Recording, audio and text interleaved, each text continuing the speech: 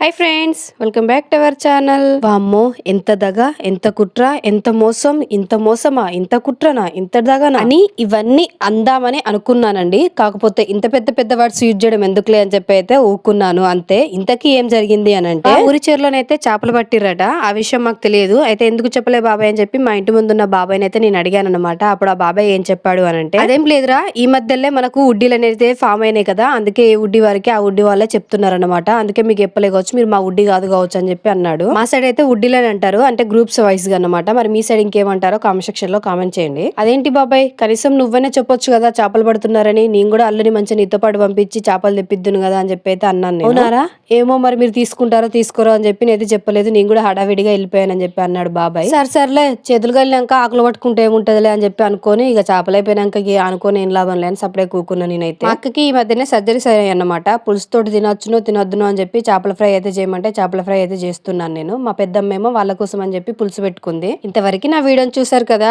నచ్చితే సబ్స్క్రైబ్ చేసి అలాగే వెళ్తూ లైక్ ఇవ్వండి అబ్బా. ఈ చేపల పులుసు చేపల ఫ్రై మీకు కూడా పంపిస్తాను. మరి బాయ్ బాయ్.